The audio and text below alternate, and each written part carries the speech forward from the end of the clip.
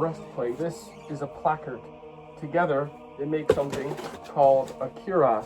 Now, obviously this is cardboard, and for the videos I try to make where there's cardboard knights fighting each other, I try to include tabards, surcoats, or japons, the fabric that is covering the armor to protect it from elements. This covers up the cuirass very well, to the point where you probably didn't even know I'm not wearing a cardboard one. So if I remove my tabard, you can see I actually have a covered breastplate, or covered cuirass. Milanese covered breastplate is essentially what this is. So instead of cardboard, I used floormat EVA foam. Then I used my heat gun to form it into that shape. Over time it flattened out more, but as I'm wearing it, it's breaking in more. Then I covered it in this felt fabric like my brigandine video, and then used spray painted googly eyes for the fake rivets. If I'm covering it with a surcoat, you won't be able to tell.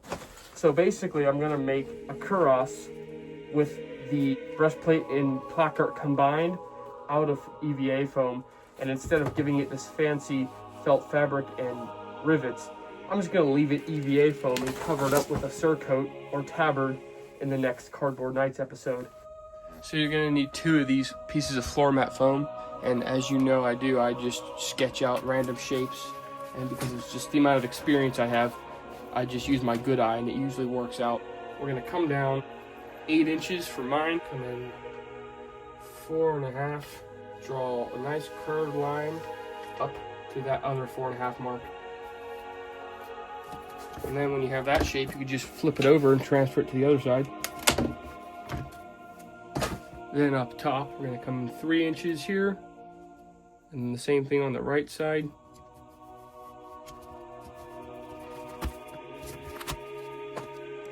After you cut off all these puzzle pieces, we're gonna cut some slits in the side and then glue them back together and then heat form it, but the slits will help start that iconic curve that these breastplates have.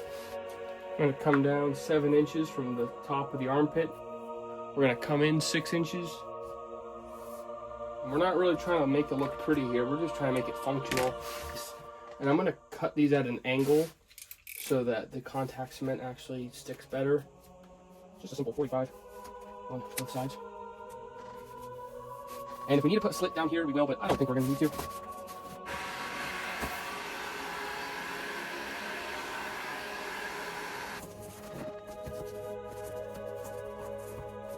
For a microphone, uses contact cement. There we go. If it doesn't stick on contact, it might not be dry enough. Put it too much by contact cement. Now I'm gonna go back in the crevasse and then just fill it with hot glue. You do not want that to come undone. Alright, so there's our progress. I accidentally made cast and brust again. I can't escape it. Anyway, so if I hold it up to my body, you'll know it like tapers downward, like at an angle. So we're gonna have to cut it to make it relatively more straight so then the back matches up. I'm making the back plate the same exact way. Okay, so for the back plate, I just cut 3 slits in the bottom there. And then it tapers in a little bit. Anyway, buckles and straps. For the buckles and straps, I'm using this 1-inch nylon strap I got from Amazon, along with all these 1-inch buckles. And you can get like 20 of them for about 11 bucks, I think, or maybe 15 bucks, but it's a pretty good deal. And then I'm just cutting slits into the foam and then gluing it from behind like that. You see, that's where it was on the shoulder straps. Just 2 shoulder straps and then 2 hip straps. That's all you really need. And I'm having the extra adjustable part point out towards the wearer so the wearer could like adjust it himself or herself. Also, when you cut your nylon strap, make sure you use a lighter and just, you know, singe the ends so it doesn't fray up.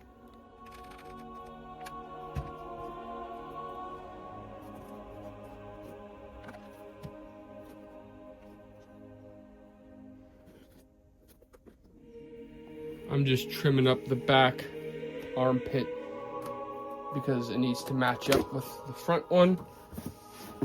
And so I actually have some more arm mobility in the back. And then obviously you can tell I duct taped the seams to help hold it in place while the glue dried, but it's also for some extra strength. I know it's not aesthetically pleasing, but the beauty is this entire thing will be worn under a tabard or surcoat. To put this thing on, you just unbuckle the side clips, and then you just throw it over your shoulder like that. Buckle up the side clips. You should be able to do this part without a squire. I might need to heat form it a little bit more, but this actually fits pretty well. And like I said, it's adjustable. Like a combined, instead of a placard, regular breastplate for each other's. What happened was the visor just came a little bit loose. Med Express, he got checked out. He was okay. It just took a few days for it to heal, and he was all right. So from that point on, we started wearing transparent safety glasses or sunglasses under our helmets, just in case that happened ever again. After admiring all of the hard work so far, we're going to add a 3-inch rip of foam on the bottom, on the front and back, and then attach the 2 tacets to the end. In case you don't know how to apply contact cement, you just apply a generous amount to both things you're sticking together, let that almost completely dry, and then when it gets tacky, then you stick them together on contact. For EVA foam like this, you should add 2 layers because the first layer of contact cement will soak into the foam. And also, I cut that 3-inch rip at a slight angle, not a 45-degree angle, but like a 30-degree angle, so that whenever I stick it on, it will taper outwards like it does in all the images. There we go.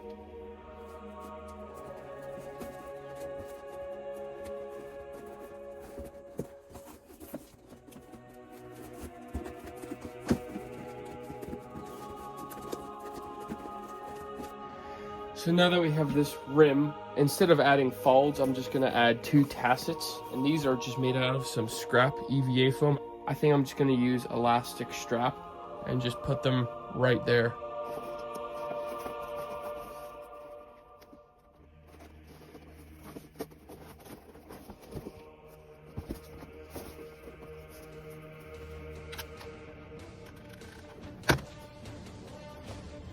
All right. So, here's what we are at right now. That little rim between the actual upper part and then this foam I just attached, that allows a groove for the ring belt to sit on. Get a feel for it. There we go. So this is what it looks like.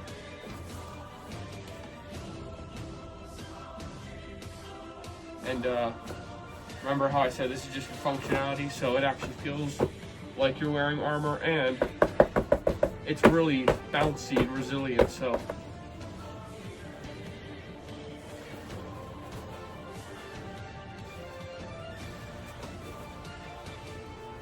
There we go.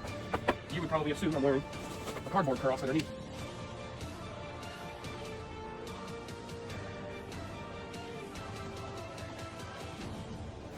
Alright, here's the Russian nobleman right now. You will probably have a different habit than this and a different weapon than the hammer, I think. But I'm going to have some double chainmail on the Aventail here covering up this red. And yeah, here's everyone's sneak peek. The Russian nobleman armor. I won't be playing him, I'll be playing the Blue Knight, just to be clear. Yeah, this is about the foam armor. It stands up pretty well. Ow.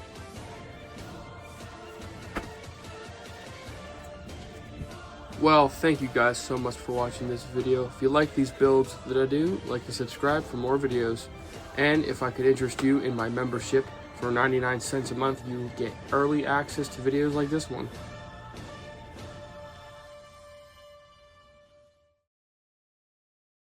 I want the internet to see this amazing shirt I have.